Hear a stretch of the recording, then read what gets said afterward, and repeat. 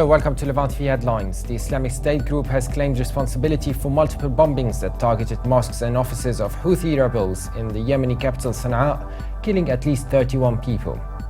Bahrain police say they have seized explosives and bomb-making material planned for use in attacks in Bahrain and neighboring Gulf Arab ally Saudi Arabia. A leaked UN report says the Moroccan government intercepted United Nations communications and used unethical tactics in a House of Cards-style operation designed to get the organization to turn a blind eye to the humanitarian situation in Western Sahara. The United Nations says conflicts and violence raging around the world sent the number of people forced to flee their homes soaring to a record 60 million last year. And Muslims around the world have begun fasting for Ramadan as China forced officials in the Xinjiang region to swear that they will not fast during the holy month. And now let's have a look at the top headlines in today's newspapers in the Middle East.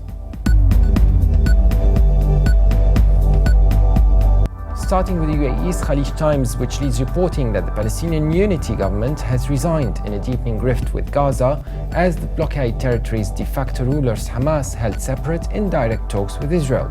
The paper also reports that on the advent of the holy month of Ramadan, Sheikh Mohammed bin Rashid Al Maktoum, Vice President and Prime Minister of the UAE, has ordered the release of 734 prisoners serving terms at various reformative and punitive institutions in the Emirate of Dubai.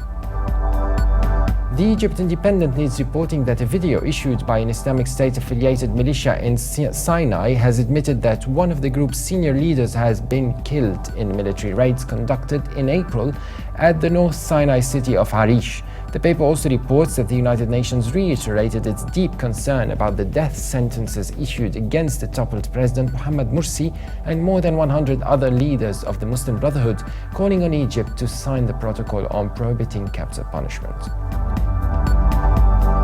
From Lebanon, the Daily Star leads reporting that civil defense forces have doused a massive fire that erupted in a Beirut suburb of Sin el-Fil.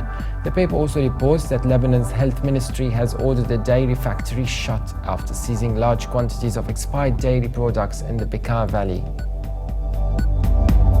And now let's have a look at the papers here in London.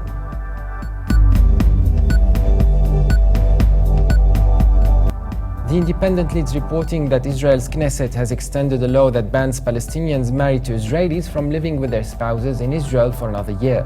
The law was passed in 2003 initially and extended in 2008 and forbids Palestinians married to Israelis from living in Israel or becoming Israeli citizens, essentially making marriage between Israelis and Palestinians impossible.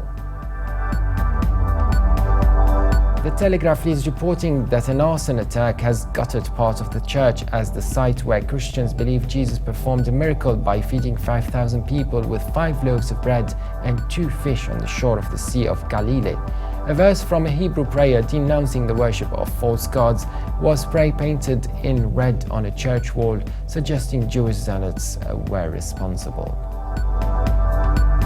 The Guardian leads its Middle East news section, reporting that a senior officer in the US-led anti-jihadi coalition has said the Islamic State took over the city of Ramadi because an Iraqi commander unnecessarily ordered his forces to withdraw.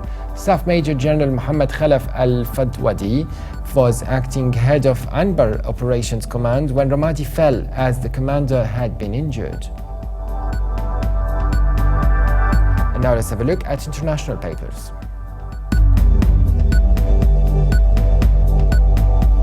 From China, the Global Times reports that US Defense Secretary Ashton Carter says that US training efforts in Iraqi security forces against the extremist group, the Islamic State, had so far fallen short of what the US military had expected. Meanwhile, US Top General Martin Dempsey said during the same hearing that in terms of sending troops on the ground, while he was not aware of the Obama administration's long-term position, he did not recommend sending US troops simply to stiffen the spine of local forces. And Germany's Deutsche Welle reports that UN-brokered talks in Geneva have stalled after parties representing the exiled Yemeni government and Houthi rebels accused each other of sabotage.